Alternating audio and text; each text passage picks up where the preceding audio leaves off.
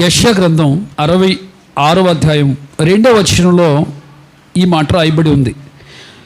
చూడండి, మనం చాలాసార్లు మన ప్రార్థన చేయట్లేదు అని నేను చెప్పను. అందరూ చేస్తున్నారు ఇక్కడ ఉన్నోళ్ళు. దేవునికి స్తోత్రం. హల్లెలూయా. చిన్నదో పెద్దదో గొప్పదో మీరందరూ ప్రార్థన చేస్తున్నారు. మీరందరూ కొద్ది మాత్రమైనా సరే ప్రార్థన చేసుకుని వెళ్తారు. ఎక్కడికి వెళ్ళినా ఏ పని చేసినా ప్రార్థనతోనే ప్రారంభిస్తారు. మీకు ఏ సమస్య వచ్చినా మీరు పురుషులు అవ్వచ్చు, స్త్రీలు అవ్వచ్చు, పిల్లలు అవ్వచ్చు, ఎవరొకరు ప్రార్థన చేస్తున్నారు. అయితే మన ప్రార్థన ప్రభు వినాలంటే కొన్ని కారణాలు ఇక్కడ ఉన్నాయి. ఎందుకు ప్రభు వినడు, ఎందుకు ప్రభు మన ప్రార్థన వింటాడు అనే విషయాలు మనం ఈరోజు చూసుకుందాం. చూడండి, ప్రార్థన మనం ఎందుకు చేస్తాం చెప్పండి. దేవుడికి మన ప్రార్థన దేవుడు వినాలి, మనకు సహాయం అన్నీ విశ్వాసంగా కూడా ప్రార్థన చేస్తున్నాం. అసలు అది లేకపోతే మనం ప్రార్థన చేసుకోగలమా?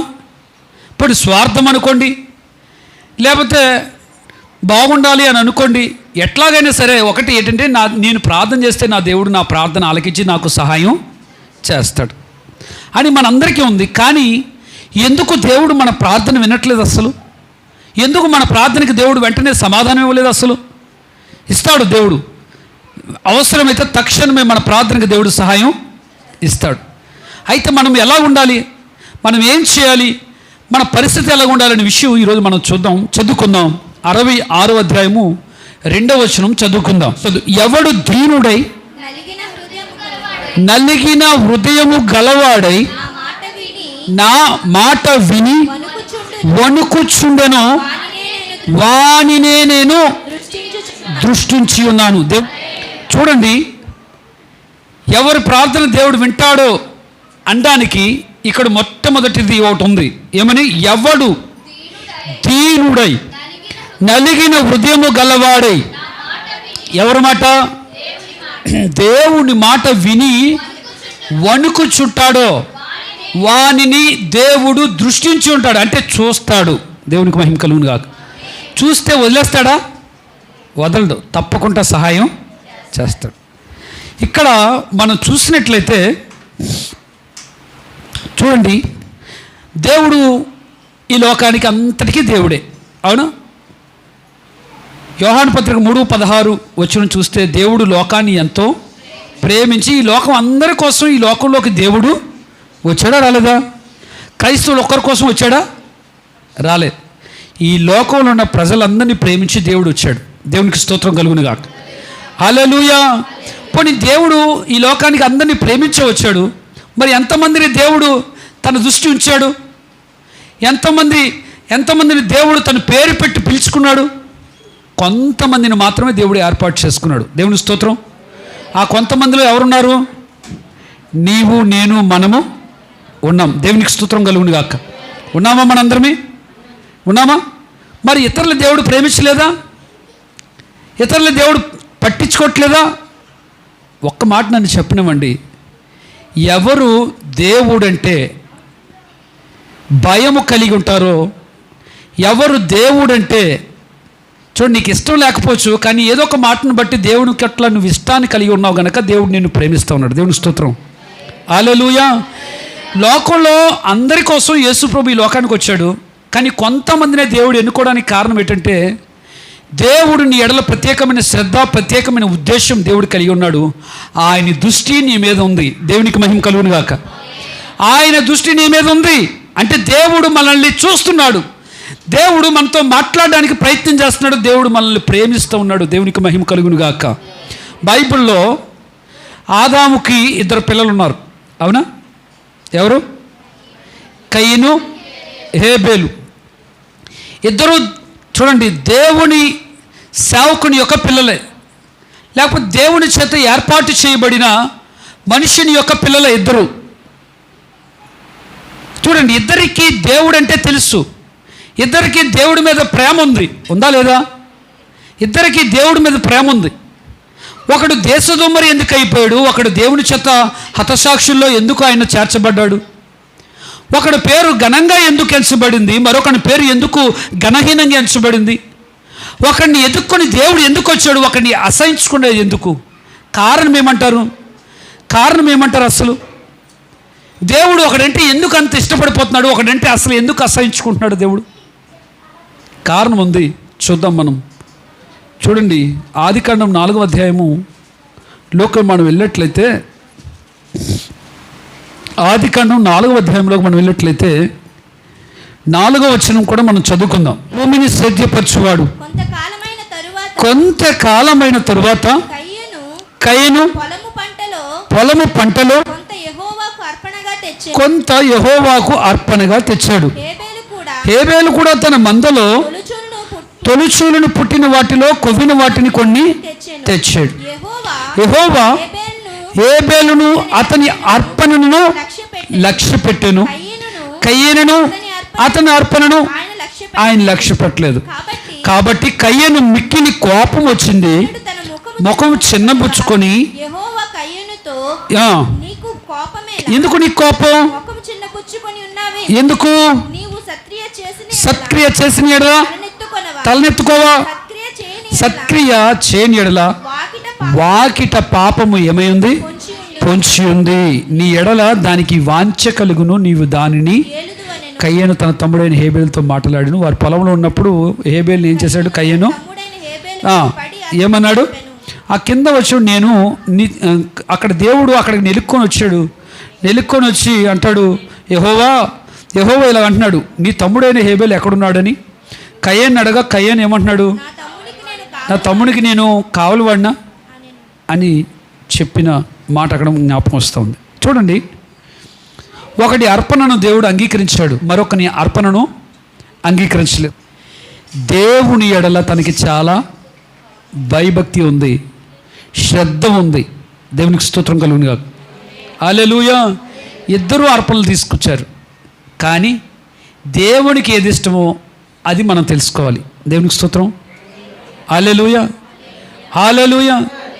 కయ్యేను ఇచ్చిన అర్పణ, హేబేలు ఇచ్చిన అర్పణ చూడండి ప్రియమైన బిడ్డలారా, అక్కడ మనం చూసినట్లయితే కయ్యేను మనస్ఫూర్తిగా ఇవ్వలేదు, తనలో మార్పు లేకుండా అర్పణను తీసుకొచ్చాడు. అర్పణను దేవుడు అంగీకరిస్తాడా? With in. చూడండి, మనం పాస్టర్ గారు ఏదైనా అన్నారనుకోండి, మనం ఏమంటాం, మనం తప్పు చేసినా సరే తప్పు చేయలేనట్టే మాట్లాడతాం, అవునా కదా? చూడండి, ఇక్కడ దేవుడు అంటున్నాడు, దేవుడికి తెలుసు ఏ అర్పణ తీసుకోవాలో ఏ అర్పణ తీసుకోకూడదో, ఏ ప్రార్థన వినాలో ఏ ప్రార్థన పక్కన పెట్టాలో కూడా దేవునికి తెలుసు, అవునా?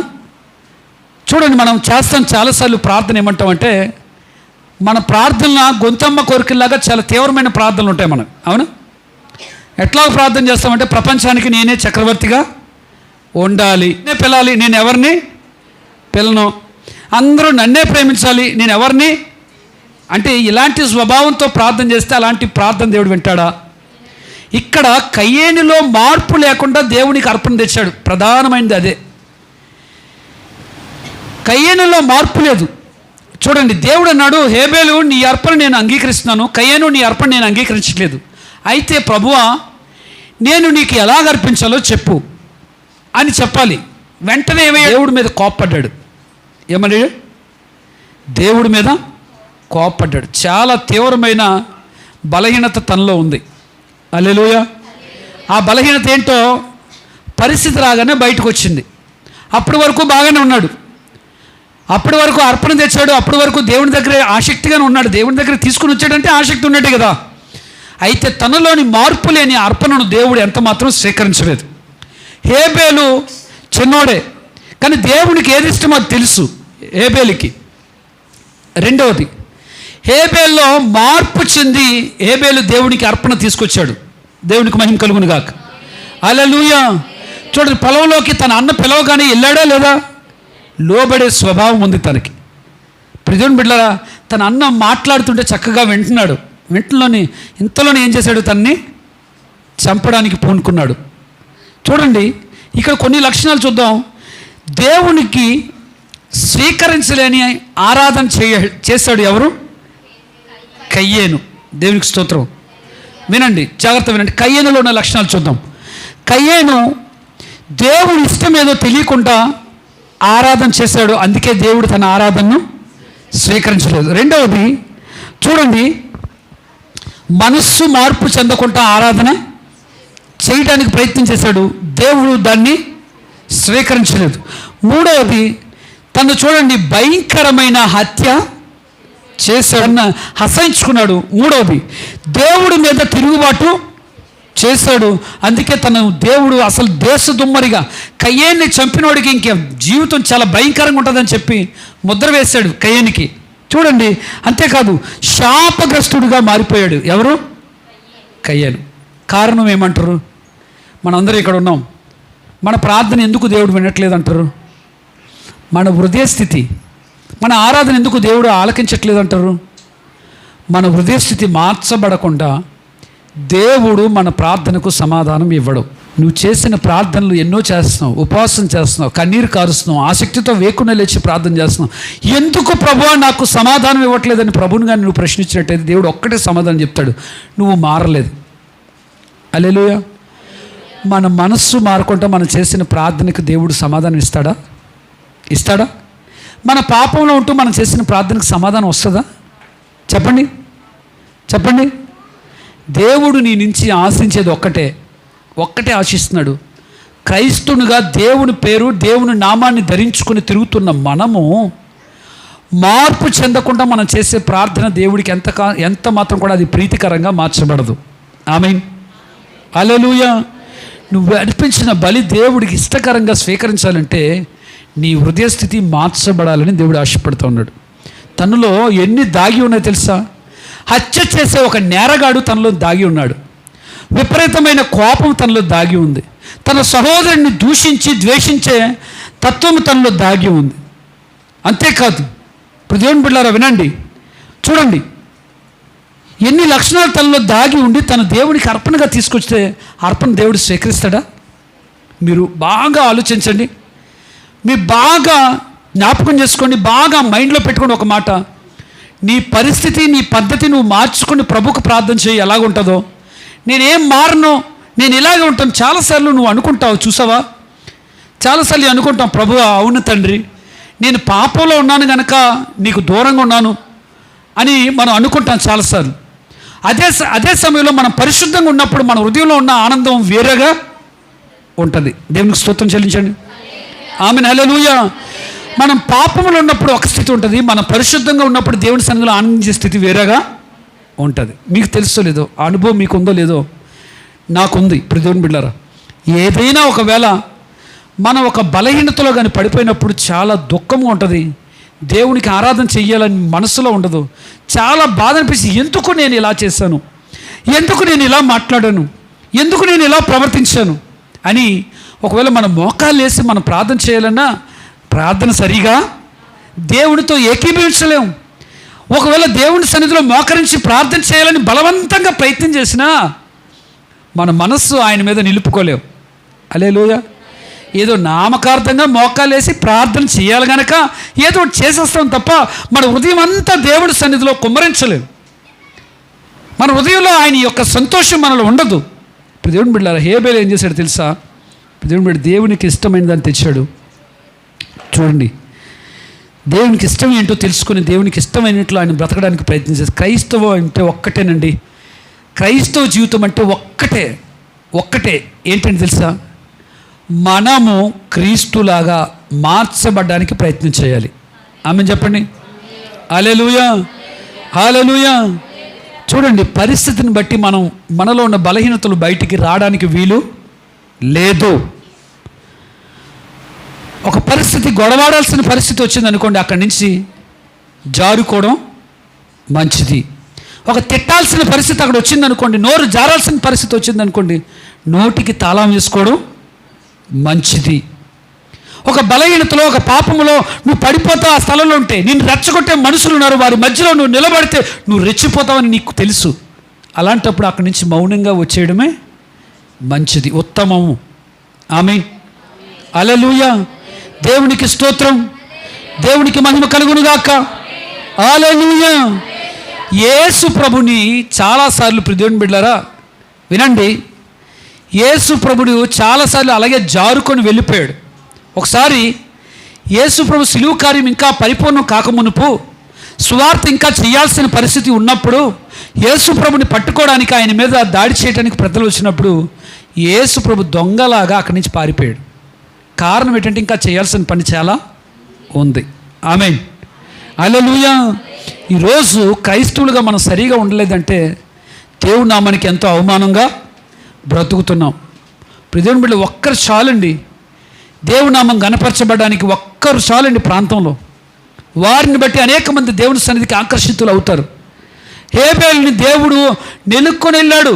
ఏంటి హేబేలు ఇంకా రాలేదు, ఏంటి హేబేలు ఇంకా అర్పణ అర్పించాడు, తర్వాత మళ్ళీ తిరిగి కనబడలేదేంటి అని ఎవరొచ్చారు? దేవుడే వచ్చాడు. దేవునికి స్తోత్రం కలుగును గాక. హల్లెలూయా. అడుగుతున్నాడు, ఎవరిని అడుగుతున్నాడు? కయ్యేను, ఏడి టైం అయింది, ఇంకా మీ తమ్ముడు ఎక్కడున్నాడు, రాలేదు అని ఎవరు అడుగుతున్నారు? దేవుడు వెళ్ళి కయ్యేను దగ్గరికి వెళ్ళి, అమ్మా కయ్యేను, ఏడు మీ తమ్ముడు ఇంకా రాలేదు, ఆరాధన చేయడానికి ప్రార్థన చేయడానికి ఇంకా రాలేదేంటి అడిగినప్పుడు, నేనేం కాపలాదారున్నా అంటే దేవునికి తెలుసు. దేవుడే నిలుక్కొని వచ్చాడు కయ్యన్ని, హేబేల్ని. కయ్యన్ని అడుగుతూ ఉన్నాడు, ఏడు మీ తమ్ముడని. ఇప్పుడు దేవుని బిడ్డలారా, ఎంత మంచి స్థితి అండి, ఎంత మంచి ఆత్మీయ స్థితిలో ఉన్నాడు అక్కడ, ఎంత మనస్ఫూర్తిగా దేవునికి అర్పణ అర్పించాడు. ఇప్పుడు దేవుని బిడ్డలారా వినండి, దీనత్వము, మార్పు చెందని మనం చేస్తున్న ఆరాధన దేవుడు ఎంత మాత్రం కూడా దీనత్వం కలిగి ఉండండి. ఎంత తగ్గించుకుంటే అంత దేవుడు నిన్ను హెచ్చిస్తాడు. దేవునికి స్తోత్రం. ఎంత సమాధానంగా ఈ భూమి మీద నువ్వు జీవిస్తే అంత సమాధానం దేవుడు నీ జీవితంలో దేవుడు అనుగ్రహిస్తాడు. మీరు ఆలోచించండి, ఒక పరిస్థితి అక్కడ వచ్చిందంటే ఆ వ్యక్తితో నువ్వు గొడవ పడ్డావంటే తర్వాత వెళ్ళి నువ్వు ప్రశాంతంగా ఎన్ని రోజులు ఉండగలవు? ఒక 3 రోజులు, 4 రోజులు, 5 రోజులు, వారం రోజులు ప్రశాంతంగా ఉండగలవా? నీ మనసు ఉండగలదా? అక్కడి నుంచి జారుకొని ప్రశాంతంగా నువ్వు వెళ్ళిపోయి తిట్టుకోండి అనుకోండి, ఏదో ఒకటి అనుకోండి, పర్వాలేదు అనుకోండి, అక్కడి నుంచి వెళ్ళిపోయాం అనుకోండి, ఇంకా ప్రతిరోజు కూడా నీ హృదయం సమాధానంగా ఉంటుంది. దేవుని స్తోత్రం. ఆమేన్, హల్లెలూయా. కయ్యేనికి ఏం చూశాడంటే తన హృదయస్థితి దేవుడు చూశాడు. హృదయస్థితి అవసరం రా, నువ్వు ఇచ్చిన ఏదైనా నేను స్వీకరిస్తాను. హలో, విన్నారా? బైబిల్లో ఒక విధవరాలు తెచ్చిన కానుకను దేవుడు స్వీకరించాడు కదా. ఏముంది ఆ విధవరాల్లో? ఏముంది? ఎక్కువ ఇచ్చిందా? ఏమైనా ఇవ్వలే, తక్కువే. కానీ ఆమె హృదయం అంతట్లో యేసయ్య నింపబడి ఉన్నాడు. దేవునికి స్తోత్రం. హల్లెలూయా. మనం ఇచ్చిన దాన్ని బట్టి దేవుడు మనల్ని గణపరుస్తాడు అనుకోవడం తప్పు. అయితే మరొక మాట నన్ను చెప్పనివ్వండి, మనం హృదయమారా దేవునికి ఏది చేసినా దేవుడు దాన్ని స్వీకరిస్తాడు. దేవునికి స్తోత్రం. ఆమేన్, హల్లెలూయా. మన మనసంతటితో వచ్చి రాని పాట పాడిన దేవుడు దాన్ని బట్టి ఆనందిస్తాడు. మన మనసంతటితో మనం చేస్తున్న ఆరాధన బట్టి దేవుడు ఆనందిస్తాడు. ఏం చేసినా మనస్ఫూర్తిగా దేవునికి చేయాలి. దేవునికి స్తోత్రం. హల్లెలూయా, హల్లెలూయా. చూడండి, ఈ హేబేలు చాలా స్థితి, మీకు తెలుసా, హేబేలు నీతిమంతుల జాబితాలోకి, విశ్వాసుల జాబితాలోకి వెళ్ళిపోయాడు. హల్లెలూయా. కయ్యేను శాపగ్రస్తుల జాబితాలోకి, దేశదుమ్మరుల జాబితాలోకి వెళ్ళిపోయాడు.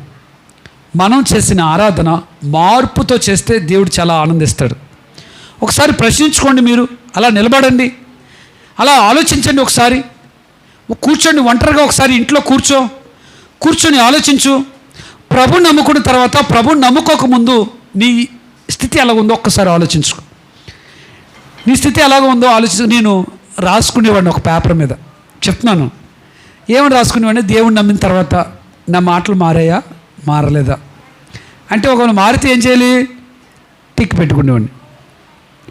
దేవుడిని నమ్మిన తర్వాత నా చూపులు మారాయా, లేవా? దేవుణ్ణి నమ్ముకున్న తర్వాత నేను వేరేలా ఆలోచిస్తానా, మామూలుగా ఆలోచిస్తున్నానా? ఇలాగా నాలో నేను ప్రశ్నించుకుంటే లోపం అనేది నాకు తెలుస్తుంది. మీకు తెలీదా? మీకు కూడా తెలుస్తుంది. హల్లెలూయా. ఒక్కటేనండి, మనం మారి దేవుణ్ణి ఆరాధిస్తే దేవుడు మనల్ని, మన స్థితిని అలా ఉంచడు, కానీ ఉన్నత స్థితిలోకి దేవుడు నడిపిస్తాడు. ఆమెను చెప్పండి. ఆమెను. హల్లెలూయా, హల్లెలూయా. దేవుని బిడ్డలారా, మనం ప్రార్థన చేసినంత మాత్రాన సరిపోతుందా? మనం మారాల్సిన అవసరం లేదా? చెప్పండి, మనం మారాల్సిన అవసరం లేదా? మనం ప్రార్థన చేస్తే సరిపోద్దా? ప్రార్థనతో పాటు మన మార్పు కూడా చాలా ప్రాముఖ్యమైనది. దేవునికి స్తోత్రం, హల్లెలూయా. మనం ఆరాధిస్తే సరిపోతుందా? మన పరిస్థితి మారక్కర్లేదా? ఇప్పుడు దేవుని బిడ్డారా, మనం సువార్త చేస్తే సరిపోతుందా? ఆ సువార్తలాగా మనం జీవించక్కర్లేదా? కరపత్రం పట్టుకుని దేవుడి మాటలు చెప్పి ఇంటింటికి వెళ్ళి కరపత్రాలు పనిచేసి దేవుడిని నమ్ముకున్నామ్మా, యేసుప్రభు గొప్పడమ్మా, ఆయన పుట్టాడమ్మా, ఆయన సిలువెక్కాడమ్మా, ఆయన పునరుద్ధానుడయ్యాడమ్మా, ఆయన మళ్ళీ వస్తాడమ్మా చెప్తే నమ్మడానికి ప్రజలంతా ఎర్రోలేమి కారు. ప్రజలంతా ఎర్రువారు ఏమి కాదు. దేవుణ్ణి నమ్మిన బిడ్డలుగా ఉంటున్న మనము క్రీస్తు ఎలాగ జీవించాడో అట్లాగా మనం జీవించి లోకాన్ని మార్పు తీసుకొచ్చేవారుగా మనం ఉండాలని దేవుడు ఆశపడుతూ ఉన్నాడు. ఆమేన్. ప్రేమ, సమాధానం, నెమ్మది కలిగి యేసుప్రభు ఎలాగైతే జీవించాడో ఆయన వలె మనం జీవించాలని దేవుడు ఆశపడుతూ ఉన్నాడు. దేవునికి మహిమ కలుగునుగాక. హల్లెలూయా. యేసుప్రభు మంచోడేనమ్మా అంటారు. మరి నువ్వు నేను ఎందుకు మంచోళ్ళం కాకపోతున్నాం? ప్రజల దగ్గర 100లో 10% 10 మందిని తీసేయండి. ఎప్పుడూ మనం అందరికీ మంచోళ్ళుగా ఉండం. అందరికీ మంచోళ్ళుగా ఉండాలంటే కష్టం, కానీ కనీసం 90 మంది కన్నా మనం మంచోళ్ళుగా కనబడాలి. దేవునికి స్తోత్రం కలుగునుగాక. ఆమేన్. హల్లెలూయా, హల్లెలూయా. అవునా కాదా? అందరూ నిన్ను ప్రేమిస్తారని అనుకోవద్దు. చాలామంది మన సంఘంలో అని ఎవరు ప్రేమించలేదు. ఎవరు ప్రేమించాలి మనల్ని? ఎవరు ప్రేమించాలి? మనమే అందరినీ. హల్లెలూయా చెప్పండి. మనమే అందరినీ ప్రేమించాలి, మనమే అందరినీ పట్టించుకోవాలి. ప్రేమించేవారు ఏమీ లేదు, నువ్వేమిస్తావు అదే వస్తావు. ప్రేమిస్తే ప్రేమించబడతావు, అంతేనా? ప్రేమిస్తే ప్రేమించబడతావు. సంఘంలో పట్టించుకుంటే నువ్వు అందరి చేత పట్టించుకోబడతావు, అంతే. అందరూ నేను పట్టించుకుంటావు ప్రతి పరిస్థితి. నేను చాలా ప్రశ్నలు, అంటే ఈ తక్కువ సేవా అనుభవంలోనే చాలా విషయాలు చూశాను. పాస్టర్ గారు మేము చర్చకు వస్తాం, కానీ ఎవరు బలహీనత వచ్చినప్పుడు ఎవరు రారు. ఎవరు వస్తారు? నేను చెప్తున్నా ఒకటే మాట. ఎవరికైనా బలహీనత వచ్చినప్పుడు, ఎవరికైనా పరిస్థితి వచ్చినప్పుడు నువ్వు కనీసం ఫోన్ చేసన్నా పలకరించావా? ప్రియమైన బిడ్డ, నువ్వు ఏమి విత్తుతావో అది ఇతరుల నుంచి కూడా కోస్తావు. దానికి మించింది వేరే దాన్ని ఆశపడడానికి వెరితనమే, కానీ అది కరెక్ట్ అయిన పద్ధతి కాదు. ప్రియమైన బిడ్డలారా వినండి, మనము సువార్త ప్రకటించడానికి ప్రయత్నం చేస్తున్న మనము ఒక సువార్తలాగా జీవించాలి. మన వీధిలో, మన అపార్ట్మెంట్లో, లేకపోతే మన ఊరిలో, మన గ్రామంలో. ఈయన చాలా కరెక్ట్గా ఉంటాడండి, మాట అబద్ధం ఉండదు. ఈయన నిలకడైన స్వభావం కలిగిన వాడు, అందరి విషయాల్లో సహాయం చేస్తాడు, అందరి విషయాల్లో ముందుకు వస్తాడు. ఈయన చాలా పెర్ఫెక్ట్ మనిషి అండి. నిజంగా నేను చూశానండి. దేవుడు ఎవరో నాకు తెలియదు, కానీ దేవుడిలాగా జీవిస్తున్నాడండి. అంటే దేవుడిలాగా జీవించడం అంటే అంగి వేసుకొని, జుట్టు పెంచుకొని, గడ్డాలు పెంచుకొని రోడ్డు మీద తిరగడం కాదు. దేవుడిలాగా జీవించడం అంటే దేవుడి యొక్క లక్షణాలు కలిగి మనం జీవించినప్పుడు దేవుడి నామాన్ని మహిమపరచబడుతుంది. నీ మాటకు కూడా విలువ పెరుగుతూ ఉంటుంది. దేవునికి స్తోత్రం కలుగును. ఆమేన్. హల్లెలూయా. మనం స్వార్థ చేసి, మనం ఆరాధన చేసి, మనం ప్రార్థిస్తే సరిపోదు. వాటిలాగా మనం జీవించడానికి ప్రయత్నం చేయాలి. దేవునికి స్తోత్రం. ఆమేన్. హల్లెలూయా, హల్లెలూయా. చూడండి, చాలాసార్లు ఇక్కడ మనం చూసినట్లయితే దేవుడు మనతో మాట్లాడినా అసలు మాట్లాడినట్లుగా మనకు అనిపించదు. కారణం ఏంటో నాకు తెలియదు. అది హృదయస్థితి మార్పు లేని పరిస్థితి అయి నాకు అనుకుంటాను. ఒక ఆయన అంటున్నాడు, ఏంటోనండి వ్యతిరేకమైన మాటలు వస్తున్నాయి, వ్యతిరేకమైన వాక్యం వస్తుంది నాకు అంటున్నాడు. ఎలాంటి వాక్యం వస్తుందట? ఏ వాక్యమా? వ్యతిరేకమైన వాక్యం ఉంటుందా? బైబిల్ ఎక్కడ ఉందా? ఉంటుంది. నువ్వు వ్యతిరేకంగా ఉన్నప్పుడు అది వ్యతిరేకమైన వాక్యం వస్తుంది. దేవుని స్తోత్రం. హల్లెలూయా, హల్లెలూయా. నువ్వు వంకర మార్గంలో నడిచినప్పుడు దేవుడు ఏం చేస్తాడు? నీ వంకరతనాన్ని సెట్ చేయడానికి దేవుడు మంచి వాక్యాన్ని దేవుడు అందిస్తాడు. నువ్వు వ్యతిరేకంగా ఆలోచిస్తే అది వ్యతిరేకంగానే కనబడుతుంది. నువ్వు పాజిటివ్గా థింక్ చేస్తే అది పాజిటివ్గా నేను మారడానికి దేవుడు మాట్లాడుతున్నాడు అనిపిస్తుంది. దేవునికి స్తోత్రం. హల్లెలూయా. దైవజనుడు వాక్యం బోధిస్తుంటే ఆఖరిలో కూర్చొని ఏడ్చేవాడిని. ఎందుకు తెలుసా? ఏ వాక్యం చెప్పినా ఎందుకు తెలుసా? ఎందుకంటే ఆ వాక్యం దేవుడు నాతో మాట్లాడుతున్నాడని నేను దాన్ని అన్వయించుకునేవాడిని. అది నేను దాన్ని నా కోసమే చెప్తున్నారు, ఎవరి కోసం కాదు. చర్చలో ఉన్న వాళ్ళు ఎవరి కోసం దేవుడు మాట్లాడట్లేదు, ఇది నా కోసమే దేవుడు మాట్లాడుతున్నాడని చెప్పి నేను ఏడవడం మొదలుపెట్టేవాడిని ఆఖరిలో కూర్చొని. దేవునికి స్తోత్రం, హల్లెలూయా. నా కోసమే అనుకుంటే ఇందులో చాలా అర్థాలు ఉన్నాయి, పరమార్థాలు ఉన్నాయి ఇందులో. అర్థమైందా? పాపం నుంచి బయటకు రా అంటే నేను పాపంలో నేను కనుక నా గురించి కాదు అనుకోకండి. పిలువని బిడ్డలారా, మన నీతి వేరు, దేవుని నీతి వేరు. మన ఆలోచనలు వేరు, దేవుని ఆలోచనలు వేరు. నువ్వు మాటలో కూడా జారిపోకూడదని దేవుడు ఆశపడతా ఉన్నాడు.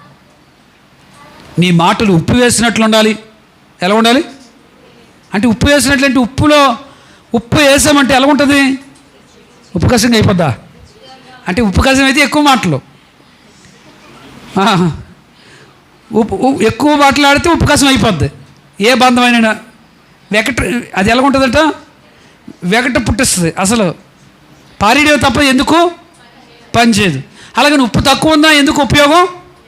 నీ మాట మాట్లాడినా అది అక్కడ సమానంగా ఉండాలి, రుచికరంగా ఉండాలి. దేవుని స్తోత్రం. నువ్వు ఒక మాట చెప్తే, ఎవరితోనో మాట్లాడితే, ఫోన్లో మాట్లాడితే ఆ వ్యక్తి యొక్క ఆత్మీయ స్థితి బాగుపడే స్థితిలోకి మనం నడిపించాలి. దేవునికి మహిమ కలుగును గాక.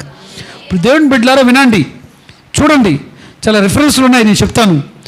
దేవుడు అంటే మనకి భయం ఉందా? అసలు భయం ఉండే మనం ప్రార్థన చేస్తున్నామా? భయము ఈ లోకంలో చాలామంది దేవులుగా దేవతలుగా పిలువబడుతున్న కొంతమంది ఉన్నారు. వారిని చూసి అన్యులు దేవుణ్ణి, యేసుప్రభుని ఎరగని ప్రజలు ఎంత భయపడుతున్నారో అంత భయం మనలో ఉందా అసలు? చెప్పండి. హలో, యేసుప్రభు దయామయుడు, కృపామయుడు, కనికరమూర్తి, కరుణామయుడు, జాలికల దేవుడు అని మనకు బాగా అర్థమైపోయి దేవుడి మీద భయం లేకుండా మనం బ్రతుకుతున్నాం. అంతేనా? చూడండి, మలాకీ రాసిన పుస్తకంలో నుంచి, మలాకీ రాసిన ఈ గ్రంథంలో నుంచి మొదటి అధ్యాయమే చదువుకుందాం. మొదటి అధ్యాయమే ఏం చెప్తుందో చూద్దాం ఒకసారి. ఇశ్రాయేల్ గురించి మలాకీ ద్వారా పలకబడిన యెహోవా వాక్కు. యెహోవా సెలవిచ్చినది ఏమనగా, నేను మీ ఎడల ప్రేమ చూపి ఉన్నాను, అయితే మీరు ఏ విషయమందు మా ఎడల ప్రేమ చూపుతీవి? ఏశావు యాకోబును కన్నకాడా, అయితే నేను యాకోబును ప్రేమించి ఇదే యెహోవా. ఏశావును ద్వేషించి అతని పర్వతములను పాడు చేసి అతని స్వాస్యమును అరణ్యమందున్న నక్కల పాలు చేసి మనము నాశనమైతే మీ పాడైన స్థలమును మరలా కట్టుకుందాము రెండని ఎదోమీయులు అనుకుందురు. అయితే సైన్యములకు అధిపతి యెహోవా సెలవిచ్చిన వారి కట్టుకున్నను నేను వాటిని కింద పడదోయుదును. లోకులు వారి దేశమును భక్తిహీనుల ప్రదేశమనియు వారు యెహోవా నిత్య కోపానికి పాత్రులను పేరు పెట్టెదరు. కన్నులారా దానిని చూచి ఇశ్రాయేలు సరిహద్దులలో యెహోవా బహుగరుడిగా ఉన్నాడని మీరందరూ. ఆమేన్, హల్లెలూయా. చూడండి, భక్తిహీనులు ఏమనుకుంటారో తెలుసా? క్రైస్తవుల గురించి నేను మాట్లాడుతూ ఉన్నాను. భక్తిహీనులు ఏమనుకుంటారమ్మా? పాడైపోయినప్పుడల్లా ఏమనుకుంటారో తెలుసా? నేను ఈరోజు నుంచి బాగా పర్ఫెక్ట్గా మారిపోతాను. ఏమనుకుంటాం? మారిపోతాను అని ఎవరు నిర్ణయం తీసుకుంటారు? మనమే తీసుకుంటాం. లోపల మారకుండా ఏం చేస్తాం? మనం నిర్ణయం తీసుకుంటాం. లోపల మారకుండా ఏం చేస్తాం? మనం నిర్ణయం తీసుకుంటాం. లోపల నుంచి ఈ రోజు నుంచి అది రోత, అది వ్యర్థం, అది అనవసరమైంది, దాని విషయంలో నేను పట్టించుకోను, దాని విషయంలో నేను అసలు చూడను, దాని విషయంలో నేను అసలు మాట్లాడను. లేకపోతే అలా రోతలాగా దాన్ని పోల్చుకుంటే మళ్ళీ మనకి అర్థమయ్యేది ఏంటంటే మళ్ళీ ఆ రోతలోకి మనం వెళ్ళడానికి అవకాశం ఉండదు. చాలామంది నిర్ణయాలు తీసుకుంటారు కదా, ఏమని తెలుసా? ఈరోజు నుంచి నేను మారిపోతాను అనుకుంటాం, కానీ మారలేం, మళ్ళీ యథాస్థితిగా అయిపోతాం. ఇక్కడ ఎదోమీయులు అనుకుంటారట, మళ్ళీ మేము ఏం చేస్తాం? దేవుడే వాళ్ళ యొక్క భవనాలు లేకపోతే వారి కోటలో పడగొట్టేస్తున్నాడు. ఎవరు పడగొడుతున్నారు? దేవుడు పడగొడుతుండగా మళ్ళీ ఏం చేస్తున్నారు? వాళ్ళు కట్టుకోవడానికి ప్రయత్నం చేస్తారు. ఇక్కడ నేను చెప్పే మాట వినండి చక్కగా. క్రైస్తవులు చాలామంది హృదయస్థితి మార్పు చెందకుండా దేవుని కోసం తీసుకున్న నిర్ణయాలు ఉంటాయి చూసారా, అది నియంత్రణ నువ్వు కట్టుకోవడానికి ప్రయత్నం చేస్తున్న కోట అది ప్రిజన్ బిడ్డలారా. ఇక్కడ దేవుడు కూల్చడు, కానీ నీ బలహీనత నీ కోటను ఏం చేస్తుంది? కూల్చేస్తుంది. హల్లెలూయా. ఏం కూల్చేస్తుంది? నీ బలహీనతే నిన్ను ఈ కోటను నువ్వు ఆ కోటలో రాజుగా ఉండాలి. నువ్వే నీ కుటుంబానికి రాజుగా ఉండాలి. నువ్వే నీ దేహానికి రాజుగా ఉండాలి. కానీ నీ దేహానికి లేకపోతే నీ శరీరానికి నువ్వు లోపల ఉన్నాడు. నువ్వు అంటున్నాను కదా, లోపల ఉన్నాడుని వాడిని, అంటే జీవం లేకపోతే మనిషికి వేస్ట్ కదా, వృధా కదా. అది నువ్వు అని మాట ఏంటంటే, ఈ దేహము చూడండి, ఎవరో ఆలోచనతో నడవకూడదు. ఎవరికి మనం అంటే మన దేహానికి మనం బానిసలు అవ్వకూడదు. ఎందుకు ఇలా బానిసలు అంటున్నామంటే, మన శరీరం చెప్తుంది నీకు నచ్చింది తిను, నచ్చినట్టు తాగు, నచ్చినట్లు కిల్లీలు పాన్పరాకులు వేసుకో, నచ్చినట్లు పాపం చెయ్యి, నచ్చినట్లు వ్యభిచారం చెయ్యి, నచ్చినవన్నీ చూడు, నీకు నచ్చినవి ఏవేవి నచ్చుతాయి అలాగే చేసేయని ఈ శరీరం చెప్తుంది అంతే. హల్లెలూయా. ఎవరు చెప్తారు? శరీరం చెప్తుంది. అప్పుడు ఈ శరీరాన్ని నీవు ఈ శరీరంలో ఉన్న నీవు నీ శరీరంతో చెప్పాలి. ఏమని? అమ్మా ఏమని చెప్పాలి?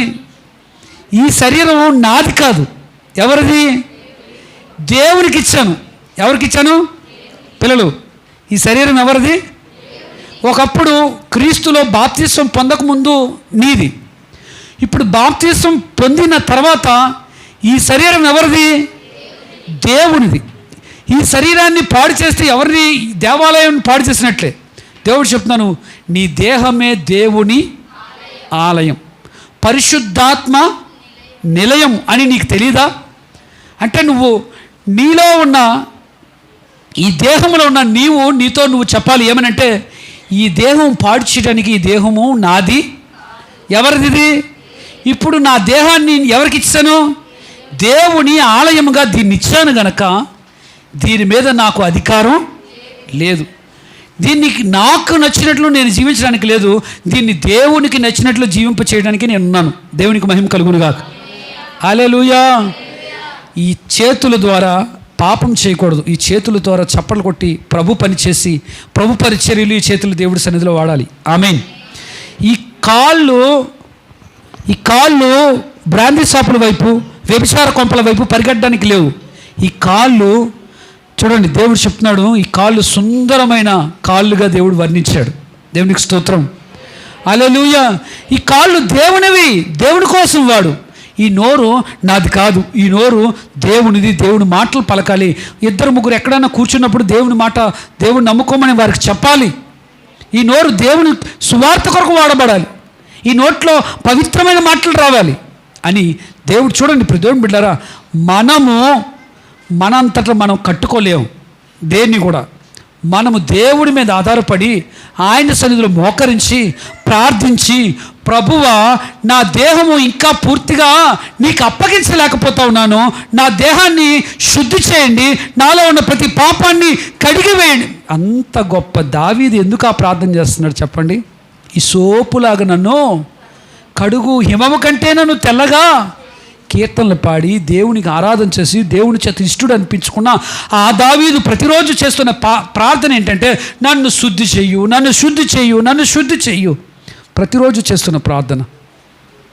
మనం ఏం ఫీలింగ్ అంటే, ఈ రోజు నుంచి నేను బాగైపోతానని ఫీలింగ్, అంటే మారిపోయానని ఫీలింగ్. వారం రోజులు అయిపోయింది, 10 రోజులు అయిపోయింది, నేను తాగలేదండి. మనం కాదండి, మనల్ని బలపరుస్తున్న దేవుణ్ణి కనపరచాలి. దేవుని కృప వల్ల నేను ఇలా ఉన్నానండి. దేవునికి స్తోత్రం. హల్లెలూయా. మన దేహం మనం చెప్పినట్టు లేకపోతే నేను చెప్పినట్టు అది నడవడానికి లేదు. చూడండి, మార్పు చెందిన స్థితిలో నుంచి మనం మాట్లాడాలి దానితోని. ఆమేన్. హల్లెలూయా. అపోస్తలుడైన పౌలు అంటాడు, అందుకే ఈ దేహము నన్ను పాపానికి లోపరుచుకోవడానికి ప్రయత్నం చేస్తుంది, నన్ను అలవాట్లకు లోపరచడానికి ప్రయత్నం చేస్తుంది, నన్ను దేవునికి వ్యతిరేకంగా లోపరుచుకోవడానికి ప్రయత్నం చేస్తుంది. కనుక నేను ఈ దేహాన్ని ప్రతిరోజు ఏం చేస్తాను? ఆత్మను బ్రతికిస్తున్నాను, దేహాన్ని నలగొడుతున్నానని చెప్తున్నాడు. దేవునికి స్తోత్రం. నీ దేహము నలగొడితేనే కానీ నీ ఆత్మ నీలో బ్రతికి ఉండలేదు. దేవునికి స్తోత్రం చెప్పండి. హల్లెలూయా. ఈ దేహానికి నువ్వు చూడు, ఎంత భక్తిపరుడువైనా ఒక వారం రోజులు నువ్వు ప్రార్థన చేయడం మానేస్తే నీ ఆత్మీయస్థితి ఎలా మారిపోతుందో ఒకసారి జ్ఞాపకం చేసుకో. నువ్వెంత పరిశుద్ధుడివైనా, నువ్వెంత పవిత్రుడివైనా, నువ్వు ఎంత గొప్పవాడివైనా, నువ్వు బైబిల్ 100 సార్లు చదివినా ఒక వారం రోజులు 10 రోజులు దీన్ని చదవకుండా పక్కన పెట్టు. మళ్ళీ మనసు వస్తుంది దీని మీద చదవడానికి? మళ్ళీ హృదయం దానికోసం తప్పిస్తుందా? No no no no. ప్రతిరోజు దీనికోసం మనం తప్పించాలి. దేవునికి స్తోత్రం కలుగునే. అందుకే అంటాడు యోహాను సువార్త 15వ అధ్యాయంలో అంటాడు, నాకు వేరుగా ఉంటే మీరు ఫలించలేరు, నాకు వేరుగా ఉంటే నా జీవం మీలోకి రాదు, నాకు వేరుగా ఉండి మీరు ఏం చేసినా నన్ను దీన్ని అంగీకరించిన అంటాడు. దేవునికి స్తోత్రం. హల్లెలూయా చెప్పండి. దేవునికి వేరుగా ఉండి మనం ఏ పని చేసినా అది దేవుడు అంగీకరించాడు.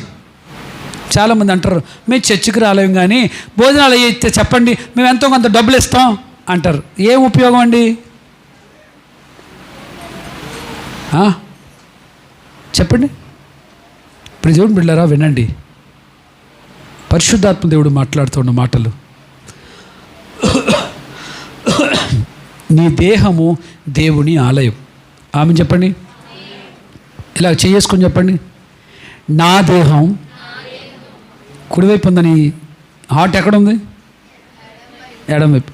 నీ హార్ట్ మీద చేయి పెట్టుకుని చెప్పు, నా దేహం నాది కాదు, నా ఇష్టాలని నెరవేర్చుకోవడానికి లేదు, నా దేహము దేవుని ఆలయం, పరిశుద్ధాత్ముని నిలయం, నాలో నా దేవుడు ఉంటున్నాడు కనుక నా దేహాన్ని పాడు చేసుకోకుండా పవిత్రంగా ప్రభుకు అప్పగిస్తాను. ఆమె చెప్పండి. దేవునికి స్తోత్రం. హల్లెలూయా. చూడండి ఇక్కడ అంటున్నాడు, మళ్ళీ మలాకీలోని అదే కింద మాటలు మనం చదువుకుంటే ఏమంటున్నాడు తెలుసా? మీరు నిజంగా నాకు భయపడితే నాకు చెందాల్సిన ఆరాధన ఎక్కడుంది అంటున్నాడు. చూడండి అక్కడ ఏముందో, కుమారుడు తన తండ్రిని కనపరచును కదా, దాసుడు యజమాని కనపరచును కదా, నా నామమును నిర్లక్ష్యం పెట్టే యాజకులారా, నేను తండ్రినైతే నాకు రావాల్సిన ఘనత ఎక్కడుంది? నేను మీకు అంటే నేను నీకు యజమానుడినైతే నాకు భయపడేవాడు ఎక్కడున్నాడు? సైన్యములకు అధిపతి యెహోవా ఏమి చేసి నీ నామాన్ని నిర్లక్ష్యం చేసాం?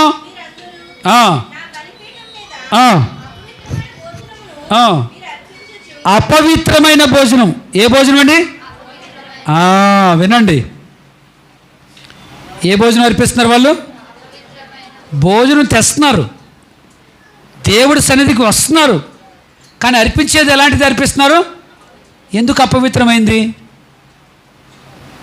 అంటే దాన్ని సరిగా అర్పించకపోతే అది ఏమైపోద్ది? అపవిత్రమైపోద్ది. అంతేనా?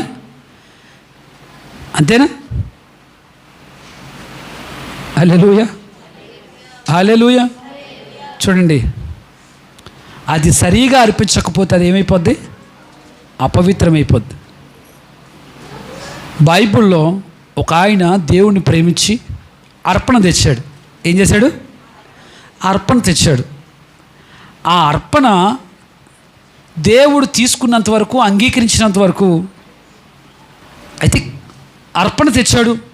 ఆయన ఏమడిగాడో అన్నీ తెచ్చాడు. అన్నీ తెచ్చి అక్కడ పెట్టాడు. నిర్లక్ష్యం చేసి నిద్రపోయాడు. అమ్మా విన్నారా? ఏం చేశాడు?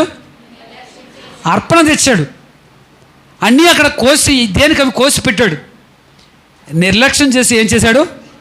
నిద్రపోయాడు. ఇప్పుడు ఆ అర్పణను ఎవరు స్వీకరించారు? కాకులు గద్దలు వచ్చి మూతి పెట్టేసి అర్పణ ఏం చేసాయి?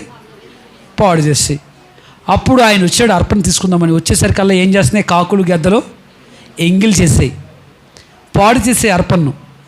అప్పుడు ఆయన అంటాడు, పిలిచి అంటాడు, ఓయ్ నువ్వు అర్పణ తెచ్చావు, ఖర్చు చేసావు, డబ్బులు ఖర్చు చేసావు, అర్పణ చేసావు, నీ టైం వృధా చేసావు, అన్నీ చేసావు, కానీ నువ్వు ఎలాగున్నావు? నిర్లక్ష్యంగా, భయాన్ని వదిలిపెట్టావు, నిర్లక్ష్యంగా ఉన్నావు, అందుకు నీ అర్పణ నేను తీసుకోలేదు అని చెప్పి వెళ్ళిపోయి ఏమంటాడు తెలుసా? నా మాట అంటే నీకు లెక్కలేదు.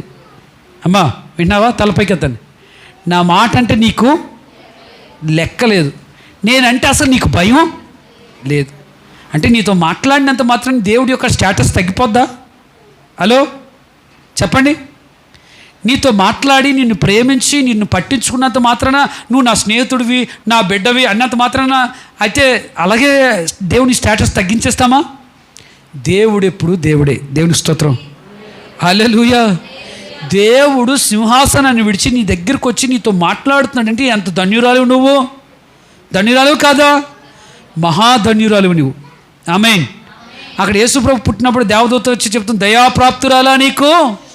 ఎందుకు తెలుసా? దేవుడు ఎవరికి అంత మంచిగా వర్తమానాలు పంపించలేదు ఆ కాలంలో. పంపించాడా? అక్కడ 400 సంవత్సరాలు వదిలేశాడు దేవుడు. పాత నిబంధన తర్వాత తెల్ల పేపర్ ఉంది కదా, 400 సంవత్సరాలు వదిలేసిన తర్వాత అప్పుడు ఎవరితో మాట్లాడాడు? మరియతో మా దయాప్రాప్తురాల. 400 సంవత్సరాలు ప్రజలందరినీ దేవుడు విడిచిపెట్టాడు. ఇప్పుడు మాట్లాడినందుకు నీకు నిజంగా గొప్పదా, నువ్వు చాలా గొప్పదానివి అని మాట్లాడుతున్నాడు. ఈరోజు ఇప్పుడు దేవుని బిడ్డలారా ఉండండి, అక్కడ ఆయన చేసిన బలి నిర్లక్ష్యంగా అర్పించాడు. మనం ప్రార్థన చేసినప్పుడు కానీ ఆరాధన చేసినప్పుడు కానీ దేవుణ్ణి నిర్లక్ష్యం చేయకూడదు. భయముతోనూ వణుకుతోనూ ఆయన గుమ్మంలోకి ప్రవేశించండి అని చెప్పాడు. ఎలా ఉండాలి? ఇక్కడ భయముతోనూ వణుకుతోనూ ఆయన వెంబడించాలి. దేవునికి మహిమ కలుగును గాక. హల్లెలూయా. ఎక్కడికి వెళ్ళినా అలాగే ఉండాలా? ఇక్కడే అలాగే ఉండాలా?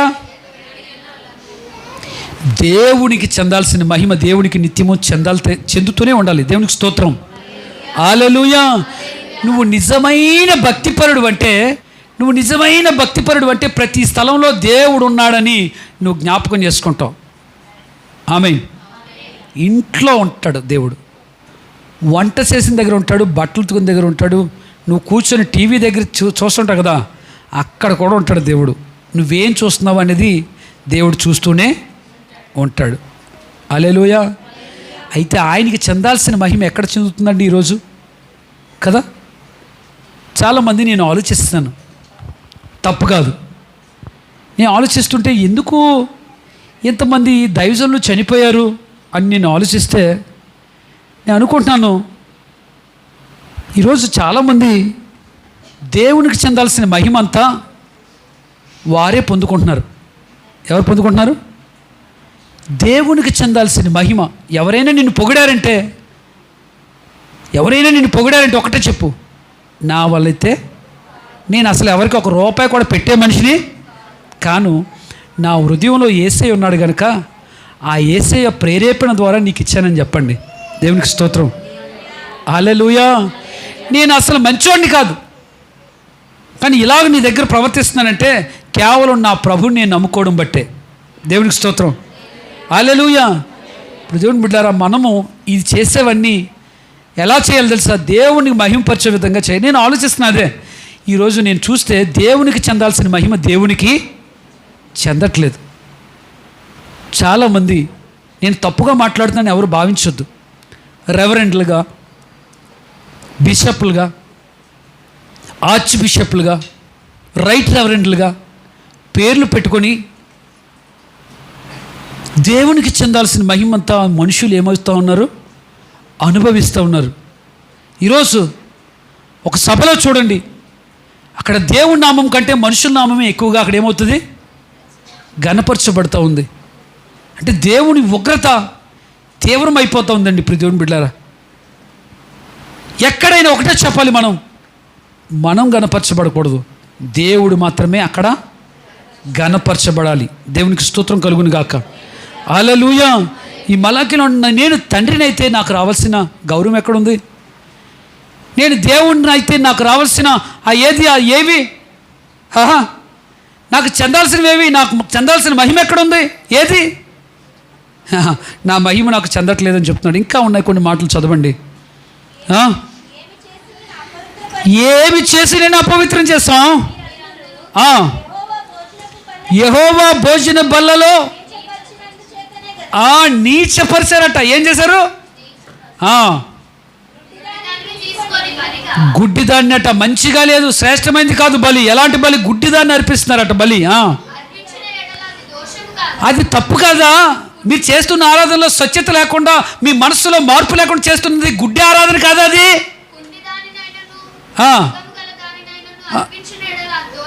అది దోషం కదా?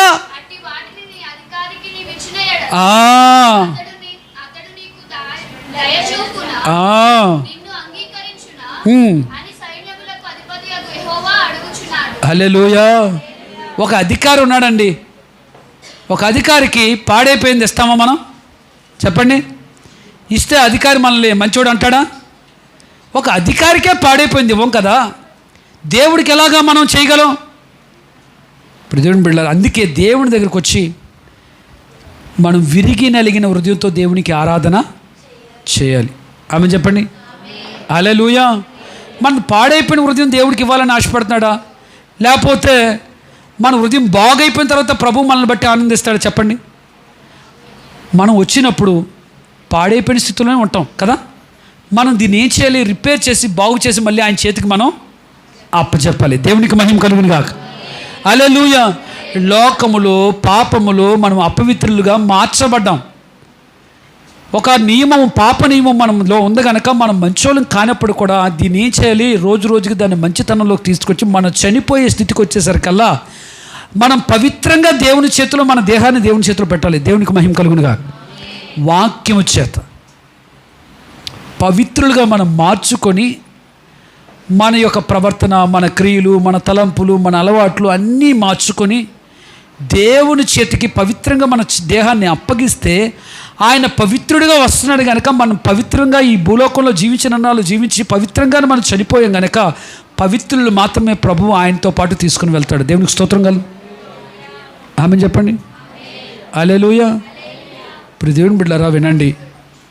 నేను ఎలా జీవించినా పర్లేదండి పాస్టర్ గారు అనుకుంటే మాత్రం ఈ భక్తి ఇక్కడ మనం చేయలేం.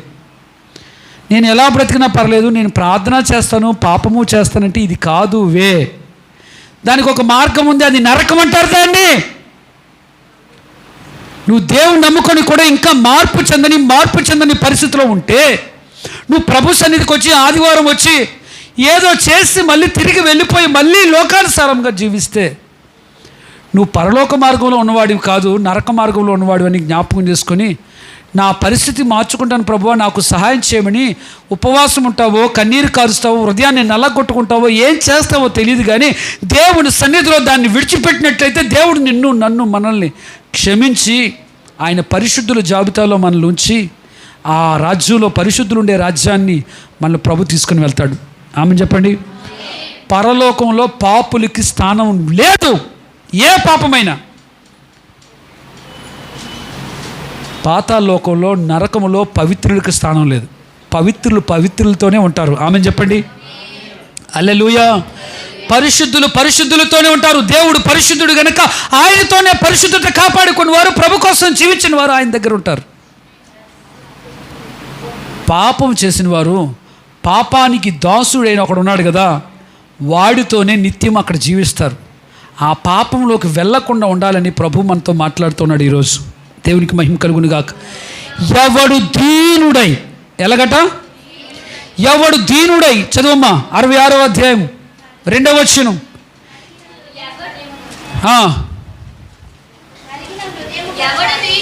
ఎవడు దీనుడై నలిగిన హృదయము గలవాడై ఆయన మాట, ఎవరి మాట?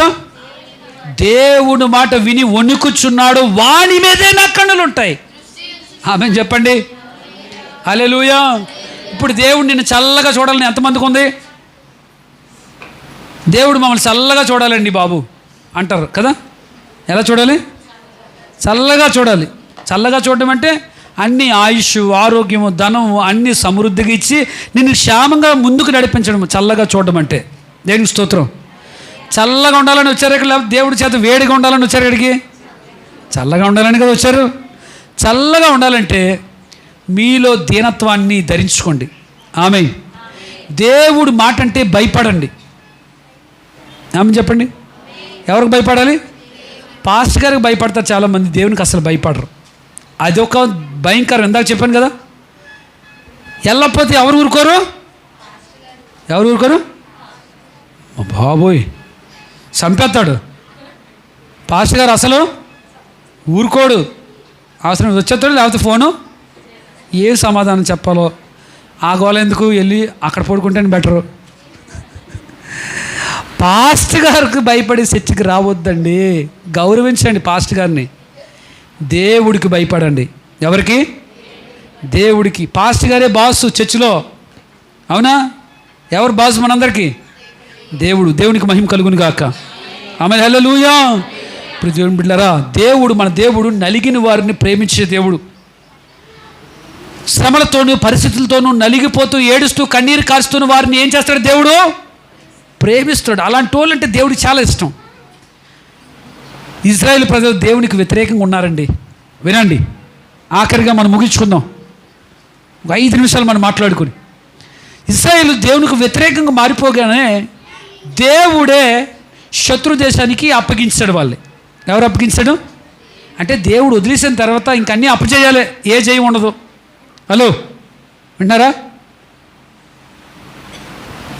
దేవుడు ఇశ్రాయేలు ప్రజలు వదిలేసిగానే ఐగుప్తీయులు వారి మీద దాడి చేసి వారికి ఉన్న అన్ని శుభ్రంగా దోచుకొని వారి ప్రజలందరినీ ఏం చేశారు? ఐగుప్తులోకి బానిసలుగా పట్టుకెళ్ళిపోయారు. అవునా? మళ్ళీ అక్కడ పని చేయలేక, అమ్మా వింటున్నారా, ఇశ్రాయేలు ప్రజలు అక్కడ పని చేయలేక ఏడుస్తున్నారు. ఆ దేశంలో ఏ పనులైతే కష్టమైన పనులు ఆ పనులన్నీ ఇశ్రాయేలు చేయాలి. ఇక్కడ దేవుడు వారిని చూడండి కష్టపడకుండా హ్యాపీగా వారికి ఉన్న దాంట్లో వారిని పెంచుతున్నాడు. వారు ఏది పట్టుకుంటే అది బంగారంగా ఉంది. వారికి ఏమీ లోటు లేదు, అన్నీ సమృద్ధిగా ఉన్నాయి. కానీ అన్నీ సమృద్ధిగా ఉన్న తర్వాత వారు విగ్రహారాధన చేసి బొమ్మలు పెట్టుకున్నారని దేవుడికి కోపం వచ్చి వారిని వదిలేసి ఆయన శత్రువులకు అప్పగించాడు. ఐగుప్తులకు అప్పచెప్పిస్తాడు. దేవుడు మాట వినలేదని ఐగుప్తులు శుభ్రంగా నల్లగొట్టారు. శుభ్రంగా నల్లగొట్టి బాగా పిప్పి చేశారు. అప్పుడు ఏం చేశారు తెలుసా? ప్రభువా, మా అబ్రహాము ఇస్సాకు యాకోబుల దేవుడా, మా పితరుల తండ్రి అని పిలుస్తున్నారు. ఏమంటున్నారు? అబ్రహాము ఇస్సాకు యాకోబుల దేవుడు, మా పితరుల తండ్రి. బాబు ఎక్కడున్నావయ్యా? మమ్మల్ని ప్రేమించు, మమ్మల్ని పట్టించుకో, మమ్మల్ని పిలువు, మళ్ళీ మాట్లాడు అని చెప్పి ఏడుస్తుంటే మన దేవుడు ఊరుకొని ఉండే దేవుడు కాదు. ఆయన హృదయం అంతా కరిగిపోయింది. మళ్ళీ తన సేవకుడైన మోషే నువ్వు వెళ్ళను అన్నా సరే ఆయన బలవంతంగా బుజ్జగించి మాట్లాడేవారు. బాబు వెళ్ళరా బాబు, నేను ఉంటానురా బాబు, నేను తోడు ఉంటానురా బాబు, నేను నడిపెత్తానురా బాబు, నేను జ్ఞానం ఎత్తానురా బాబు, నేను ఉన్నానురా బాబు అని చెప్పి ఆయన బుజ్జగించి బతిమాలి పంపిస్తే అక్కడికి వెళ్ళి వారితో మాట్లాడి మిమ్మల్ని మంచి దేశానికి నేను తీసుకెళ్తాను. ఎన్నాళ్ళు మీరు కష్టాలు పడ్డారు కదా, ఇంక మీరు కష్టాలు పడక్కర్లేదు, అక్కడ కూర్చొని తినొచ్చు. అక్కడ చాలా భయంకరమైన పంటలు పడతాయి. ఒక ద్రాక్ష గలను 2 మనుషులు మోసుకెళ్తారు. అంత శ్రేష్టమైన దేశం అది. చూడండి, పాలు తేనెలు ప్రవహిస్తాయి అక్కడ. అంటే మీ గొర్రెలు పాలు ఇచ్చినప్పుడు చూడండి, మేతకి వెళ్తున్నప్పుడు అట పాలు తేనెలన్నీ దాని గురించి అలా మేతకి వెళ్ళినప్పుడు అక్కడ మేస్తుండే కానీ అట ఎవరు తీయకుండానే ఆ పాలన్నీ ఏమైపోతాయట అంటే అంత పాలు గొర్రెలు, ఆ మేకలు గొర్రెలు ఏమైపోతున్నాయి, ఆవులు పశువులు పాలు ఏమైపోతున్నాయి, పిండకుండానే ఏమైపోతున్నాయి, కారిపోయాట. అవి నదిలాగా అలాగ కాలువలాగా ప్రవహిస్తుంటాయట. చూడండి ఇప్పుడు చూడండి బిడ్డారు, ఎంత ఆశీర్వాదము. అని మనం వెళ్ళి ఏం చేయాలి? ఇప్పుడు ముందెళ్ళి దాన్ని చేసి దాన్ని పిండి బిసికి చేతేనే కానీ అది ఈ మాత్రం పాలేవదు. అవునా? ఏమి చేయకుండానే ఏమవుతుంది? ఎంత సమృద్ధి అయిన దేశాన్ని మిమ్మల్ని తీసుకెళ్తాను రా, మీ శాపము, మీ పాపము, మీ పరిస్థితిని అన్నిటిని విమోచిస్తాను, మిమ్మల్ని గొప్పలుగా నేను చేస్తానని చెప్పి దేవుడు వాగ్దానం ఇచ్చి నడిపిస్తున్నప్పుడు అంత గొప్ప దర్శనం చూసి దేవుడు వారిని తీసుకెళ్తుంటప్పుడు మధ్యలో దాహం ఆగానే ఎవరిని తిట్టారు? ఏం దేవుడు అని తిట్టారు. మధ్యలో ఆకలి వేసినప్పుడు ఎవరిని తిట్టారు? మాంసం కావాలని ఎవరిని తిట్టారు? తిట్టారా? ఏదో ఎర్ర సముద్రం ఎదురు రాగానే ఎవరిని తిట్టారు? బాబోయ్, ఎదురున్న దాన్ని చూడాలి. మన ఎదుట పరలోకం ఉంది. దేవునికి మహిమ కలుగును గాక. ఈ పరలోకం వెళ్ళే మార్గంలో ఉన్నాం. మనకి తలనొప్పి వస్తుంది, కాలు నొప్పి వస్తుంది, ఏ జబ్బైనా రావచ్చు. ఓకే, జబ్బుతో మనం చచ్చిపోయినా జబ్బు లేని దేహంతో దేవుని రాజ్యంలో ఉంటాం. హల్లెలూయా చెప్పండి. హల్లెలూయా, హల్లెలూయా. ఇప్పుడు దేవుని బిడ్డలారా, అప్పులతో మనం చచ్చిపోయినా పరలోకం మాత్రం ఏ అప్పుతో వెళ్ళవు. నువ్వేం వరి అవ్వకో. అదే దేవుడు అంటే అప్పులతో నీ అంత నువ్వు చచ్చిపోతే మాత్రం దేవుడు లెక్క అడుగుతాడు. దాని నరకానికే దాని శిక్ష. అర్థమైందా? అప్పుతో మనం అంటే మనం కన్ను మూసాం అనుకోండి, ప్రజలు రుణాలు తీర్చేయాలని నువ్వు చాలా ప్రయత్నం చేస్తున్నావు, అవును, చాలా ప్రార్థన కూడా చేస్తున్నావు. కర్మకాలి అప్పులతో ఉన్నప్పుడు మనం చనిపోయాం అనుకోండి, మనం మాత్రం అప్పులతో మాత్రం పరలోక రాజ్యం వెళ్ళం. చెప్తున్నాను వినండి. నువ్వు ఉండి నీ దగ్గర డబ్బులుండి ఉన్న అప్పులన్నీ ఎగ్గొట్టావు అనుకోండి, దేవుడి దగ్గరికి వెళ్తావు, దేవుడు లెక్కెడతావు, రే నీ దగ్గర డబ్బులు ఉన్నాయి. హలో వినండి, నీ దగ్గర డబ్బులు ఉన్నాయి, అప్పులు తీర్చగలిగిన డబ్బులు నీ దగ్గర ఉన్నాయి కనుక నువ్వేం చేస్తున్నావు? అప్పులు తీర్చకుండా నువ్వేం చేసావు? డబ్బులన్నీ అమ్మా అప్పులు తీర్చకుండా సినిమాలు, షికార్లు, ఎంజాయ్మెంట్, బంగారం, గోల్డ్, ఇల్లు, పెళ్ళి అన్నీ చేసుకున్నావు అప్పులు తీర్చకుండా. వాళ్ళ అప్పు వాళ్ళు తీర్చేసి నువ్వు చచ్చి ఉంటే బాగుండు. అర్థమైందా? ఇప్పుడు దేవుని బిడ్డలారా వినండి, మన దగ్గర అప్పు తీర్చే స్తోమత ఉండి కూడా తీర్చకుండా ముఖం చాటేసాం అనుకోండి, ఒకరోజు దేవుడు వాటి విషయంలో లెక్క అడుగుతాడు. దేవుని స్తోత్రం, హల్లెలూయా. దేవుడు నమ్మని బిడ్డలుగా ఉంటున్న మన ముందు ఉన్న మార్గం గొప్పది. మన ముందు ఉన్నది పరలోకం ఉంది. మన ముందు అది ఎవడు అందుకోలేడు, ఎవడు చేరలేడు. కొంతమంది మాత్రమే చేరగలరు. ఆ చేరేవారి గుంపులో దేవుడు నిన్ను నన్ను మనల్ని పెట్టాడు. దేవునికి స్తోత్రం కలుగును గాక. ఆ పరిశుద్ధుల గుంపులో, ఆ పరలోకంలో, ఆ ప్రభుతో పాటు మనం ఉండే గుంపులో మనల్ని పెట్టాడు. ఎందుకు ఉండలేము? మనం తిండి లేకపోతే మనం బతకలేమా? కష్టమే. ఎంతోమంది సాక్ష్యాలు వింటున్నాం. మేము 2 రోజులు తిండి లేకుండా నీళ్ళు తాగామండి, 2 రోజులు వండుకోలేని పరిస్థితిలో ఏదో చేసుకొని గంజి నీళ్ళు తాగామండి, కూర లేని పరిస్థితి అనుభవించామండి, సరైన బట్టలు కూడా లేవండి, ఆ బట్టలని మళ్ళీ కుట్టేసి నీట్గా ఉదయాన్నే షర్ట్ వేసుకొని వెళ్ళి అటు నుంచి వచ్చి మళ్ళీ జాడించి మళ్ళీ రాత్రి మీటింగ్కి వెళ్ళి అదే దాన్ని వేసుకున్నానండి అని సాక్ష్యం చెప్పిన వాళ్ళు ఎంతోమంది ఉన్నారు. ఒకప్పుడు బండి లేదండి సేవకి వెళ్ళడానికి, సైకిల్ మీదే తిరిగానండి. ఒకప్పుడు మంచి ఇల్లు లేదండి, ఒక చిన్న కమ్మలపాకలో ఉన్నానండి అని సాక్ష్యాలు ఎన్నో విన్నాం కదా. వీటి అన్నిటి ముందు అపోస్తలుడైన పౌలు అంటాడు, ఆ పరలోకం ముందు ఇవన్నీ అస్సలు పట్టించుకోవాల్సిన పనే లేదంటున్నాడు. హల్లెలూయా. మనం ఈ లోకంలో ఉన్నవారితో తూకం వేసుకుంటాం. మనం వాళ్ళతో ఇలా చూసుకుంటాం, వాళ్ళకి అన్నీ ఉంటే మనకేమీ ఉండవు. అప్పుడు మనకేమనిపిస్తుంది? నాకు ఏమీ లేవు అనే ఆత్మీయ చింతనలోకి మనం దిగజారిపోయి ఏమీ లేదు ఏమీ లేదు ఏమీ లేదని చింతలోకి వెళ్ళిపోయి మనం దేవుణ్ణి ఆరాధన చేయలేకపోతా ఉన్నాం మనం. హల్లెలూయా. ఒక్కటి గుర్తుపెట్టుకో, నా ఎదుట నాకు పరలోకం ఉంది, వాళ్ళకి పరలోకం లేదు, నాకు పరలోకం ఉంది. ఆమెను చెప్పండి. వారికి ప్రభు లేడు, నాకు ప్రభు ఉన్నాడు. ఆమెను చెప్పండి. బంగారం చెవులకు పెట్టుకోపోయినా, ముక్కుకు పెట్టుకోపోయినా ఒకరోజు అది నా కాళ్ళ కింద ఉంటుందని చెప్పు. ఎక్కడ ఉంటుంది బంగారం? నీ కాళ్ళ కింద అంతా బంగారమే. అర్థమైందా? నువ్వు అక్కడికి వెళ్ళి చెవు పెట్టుకుంటావో ముక్కు పెట్టుకుంటావు, నీదే అన్నీ. నీ కాళ్ళ కింద ఉంది బంగారం. పరలోక రాజ్యంలో బంగారం లేదని బాధపడకండి. అర్థమైందా? సరైన వస్త్రాలు లేవని బాధపడకండి. మహిమ వస్త్రం దేవుడు నీకు ఇస్తాడు. ఆమెను చెప్పండి. ఉతకాల్సిన అవసరం లేదు, సర్ఫతోని సబ్బుతో పనే లేదు, నీకు ఏ సమస్య లేదు. మహిమ వస్త్రం దేవుడు నీకు తరిమి నిత్యము తెల్లని వస్త్రాలు వేసుకున్న పరలోక రాజ్యంలో ప్రభుతో పాటు ఉంటావు. దేవునికి మహిమ కలుగును గాక. హల్లెలూయా. పాస్టర్ గారు, ఈ భూలోకం ఉన్నన్నాళ్ళు అద్దెనండి. నీ ఇష్టం, నువ్వు చచ్చినంత వరకు అద్దె కట్టినా ప్రాబ్లం లేదు. నేను ఉన్నన్నాళ్ళు కూడా అద్దెకి, అలాగే ఈ భూలోకంలో ఈ జీవించినన్నాళ్ళు కూడా అద్దెలో జీవించినా పర్లేదు. దేవుడు మనకి పరలోకంలో మంచి ఇల్లు నిర్మిస్తూ ఉన్నాడు. దేవుని స్తోత్రం. ఈ ఇల్లు లేదని చింతొద్దు, బంగారం లేదని చింతొద్దు, అర్థమైందా? వస్త్రాలు లేనని చింతొద్దు, అంతే. బంధువులు లేనని చింతొద్దు. ప్రభువే నీకు బంధువుడై ఉన్నాడు. ఆమేన్. హల్లెలూయా. ఆయన నీ స్నేహితుడు, నీ తల్లి, నీ తండ్రి, నీ బంధువుడు అన్నీ ఆయన అయినప్పుడు ఎవరో లేరని నీ భక్తి జీవితం వారి కోసం ఎందుకు పాడు చేసుకుంటావు? వారిని కలుపుకోవడానికి అవసరమైతే వాళ్ళలో నువ్వు కలిసిపోతున్నావు. ఎందుకో అవసరం లేదు. నువ్వు దేవుని కోసం నిలబడు, ఆయనే నీకు సమస్తమై ఉన్నాడు. ఆమెన్. హల్లెలూయా. ఇశ్రాయేలు ప్రజల ముందు కానాను దేశం గొప్ప దేశం, అక్కడ శాపమే లేదు, ఆశీర్వాదమే ఆశీర్వాదమే ఆశీర్వాదమే ఆశీర్వాదం. ఒకప్పుడు ఆదాము అవ్వ ఏదేనులో ఏ ఆశీర్వాదాలు అనిపించారో ఇజ్రాయేల్ జనాలకి దేవుడు ఆశీర్వాదం కానాన్లో ఇచ్చాడు. కానీ వీరు చాలామంది దేవుడి మీద సొనుక్కొని, దేవుడిని పట్టించుకోకుండా, దేవుడి మీద ఎదురుదాడి తిరిగి, దేవుడిని దూషించి ఆ కానాన్ని వెళ్ళకుండా చాలామంది అక్కడే అరణ్య మార్గంలోనే చనిపోయారు. సో మన ముందు చాలా గొప్పది ఉంది, పరలోక రాజ్యం. శ్రమలు, కష్టాలు, బాధలు వస్తాయి, క్రైస్తువులకు రాదని ఈ పరిశుద్ధ గ్రంథంలో ఎక్కడా లేదు. గ్రంథంలో శ్రమలు రావని కానీ, అప్పులు ఉండవని కానీ, కాలు నొప్పులు తలనొప్పులు ఉండవని కానీ, ఇంకా వేరే వ్యాధి ఏది రాదని కానీ ఈ పరిశుద్ధ గ్రంథంలో లేదు. అయితే ఒకటే, వాటన్నిటిలోని కూడా దేవుడు సహాయం చేయడానికి సమర్థుడై ఉన్నాడు. హల్లెలూయా.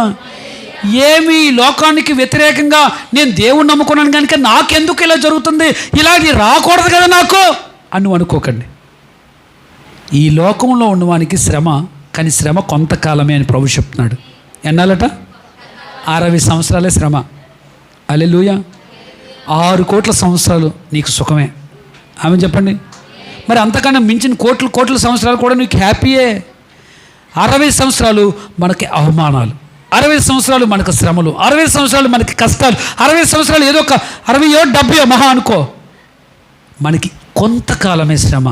ఆ తర్వాత దేవుడు గొప్ప ఆశీర్వాదం, గొప్ప దీవెన, ఆయనతో ఉండే భాగ్యం దేవుడు మనకిచ్చాడు. ఇంత గొప్ప మార్గంలో ఉన్నప్పుడు దేవుడి మీద ఏమాత్రం సొనుక్కోవద్దు. పరిస్థితులు వేరేగా ఉన్నప్పుడు దేవునికి ఎడబాటుగా ఉండొద్దు. నీ పరిస్థితులు ఉన్నప్పుడు ఇంకా దేవునికి నువ్వు సమీపం అయిపోవాలి. దేవునికి స్తోత్రం కలుగును గాక. హల్లెలూయా. నీ పరిస్థితి మార్చేది ప్రభువే, నీ ప్రార్థన ఆలకించేది ప్రభువే, నీ ప్రార్థనకు సమాధానం చేసేది ఇచ్చేది ప్రభువే. గనక నీ హృదయ స్థితి మార్చుకొని దేవునికి సమీపంగా ఉండి ప్రభువా అని ఆయన పాదాలు పట్టుకుంటే ఆయన తీర్చని సమస్య అంటూ లేదు, ఆయన మాన్పని రోగం అంటూ లేదు.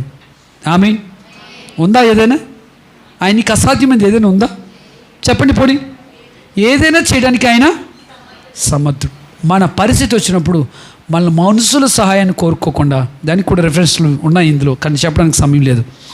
మనుషుల సహాయాన్ని మనం కోరుకోకుండా ప్రభు పాదాలు పట్టుకొని మనం ఎంత అడగాలో, ఎంత గోజాడాలో, ఎంత పట్టుదల కలిగి ఉండాలో, ఎంత ప్రార్థించాలో, ఎంత ఉపవాసం ఉండాలో, ఎంత కన్నీరు కార్చాలో, ఎంతగా ఏడవాలో.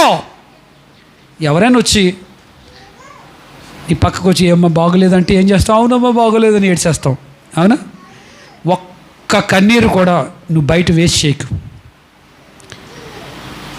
చాలామంది నీకు సింపతి కోసం వచ్చి సింపతి మాటలు మాట్లాడతారు, కానీ నీకేం సాయం చేస్తారు వాళ్ళు? నువ్వు కన్నీరు కార్చాల్సి వస్తే మోకరించి ప్రభు సన్నిధిలో కన్నీరు కార్చు. ఎంత కారిస్తే అంతగా నీ బుడ్డి విస్తరించబడుతుంది. ఆమేన్. నీ కన్నీటి ప్రతి బిందువును కూడా ఆయన ఒక బుడ్డిలో జాగ్రత్తగా ఉంచుతున్నాడట. దేవునికి స్తోత్రం. ఎక్కడ ఉంచుతున్నాడు ఆయన?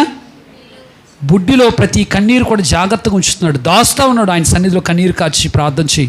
ఇప్పుడు దేవుని బిడ్డారా, ఎవడు దీనుడై దేవుని సన్నిధిలో వణుకుచు ఆయన వాక్యాన్ని వింటాడో, ఆయన వాక్యానికి లోబడతాడో, ఆయన వాక్యం కోసం ఆశపడతాడు, ఆయన వాక్యం కోసం జీవిస్తాడు, ఆయన వాక్యానుసారంగా బతుకుతాడో, వాని ఎడల దేవుని దృష్టి ఉంటుందట. ఆమె చెప్పండి. దేవుని దృష్టి ఎవరి మీద ఉంటుంది? ఇప్పుడు ఎవరి మీద ఉంటుంది? అందరి మీద ఉండదు. హలో, అందరి మీద దేవుని దృష్టి ఉండదు. ఎవరి మీద ఉంటుంది? దీనత్వం కలిగి, దేవుని మాట యందు భయభక్తులు కలిగి జీవించేవారి ఎడల దేవుని దృష్టి ఉంటుంది. ఆమె చెప్పండి. మనం ఎన్నిసార్లు మాట్లాడుకుని వారి గురించే తెలుసుకోవాలి. ప్రార్థన మానండ్రా, మీరు ఏం చేసుకుంటారు చేసుకోండి అన్నారు. తీసుకెళ్ళి ఏం చేశారు? సింహాల గృహలో. అక్కడ కూడా ప్రార్థన మానలేదు, ప్రార్థన చేస్తున్నాడు. తను ప్రార్థన చేయడం కాదు, సింహాల చేత కూడా ప్రార్థన చేస్తున్నాడు. అల్లెలు చెప్పండి. నువ్వు మారితే సింహం లాంటి నీ భర్త కూడా పిల్లి అయిపోతాడు. అల్లి చెప్పండి. నీ ఉరుసుట్లో తిరిగి ప్రార్థన చేస్తూ ఉంటాడు. ఆమె చెప్పండి. సింహాలు నోరు మూసేయలేవా? మూసేయి. సింహాలు కూడా దానియేలుతో ప్రార్థన చేస్తున్నాయి. వాక్యం కోసం, దేవుని కోసం భయభక్తులు కలిగి జీవించాడు కనుక. ఆమె చెప్పండి. హల్లెలూయా. విగ్రహారాధన చేయండి అని శద్రకు మేషకు అబేద్నెగోకు చెప్పినప్పుడు దేవుని వాక్యానికి వ్యతిరేకంగా మేము చెయ్యం. ఆ వాక్యం అంటే మాకు భయం ఉంది, భక్తి ఉంది, విశ్వాసం ఉంది, ఆత్మీయత ఉంది. ఆ వాక్యం కోసం నిలబడతాం. అవసరమైతే మా ప్రాణాలను ఇచ్చేస్తాం, కానీ ఆ వాక్యాన్ని మేము వదలం అన్నారు.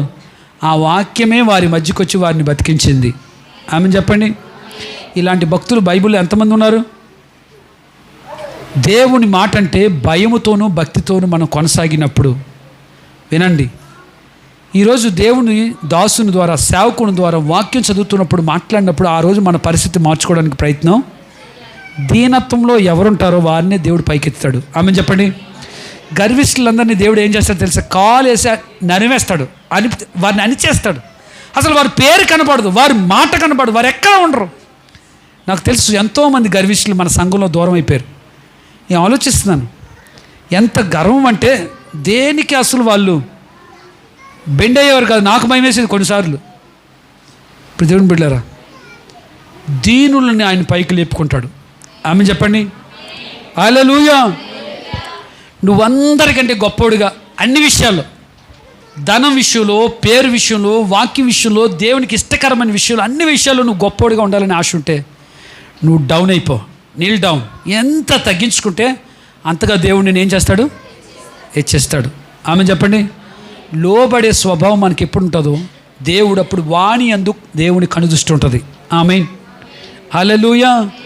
వారి కనుదృష్టి, దేవుని కనుదృష్టి లోబడే వారి మీద ఉంటుంది. వారిని వర్ధిల్లింప చేస్తాడు దేవుడు. దేవుడు కనుదృష్టి మన మీద ఉందనుకోండి, ఇప్పుడు దేవుని బిడ్డలారా సమస్తం ఆయనకి తెలుస్తే ఉంటుంది, తెలియనివి ఏమీ లేవు. కనుక దేవునికి సన్నిధిలో ఉన్న మనము దీనునుగా నలిగిన హృదయంతో ఆయన వాక్యానికి భయభక్తులు కలిగి మనం ఎప్పుడు జీవిస్తామో అప్పుడు దేవుని యొక్క కనుదృష్టి మన మీద ఉంటుంది. కనుక మనం అడగకముందే దేవుడు అక్కర్లన్నీ, మన దేవుడు పేరే ఉందా లేదా? అడగకముందే అక్కర్లు తీర్చే దేవుడు అట మన దేవుడు. ఆమె చెప్పండి.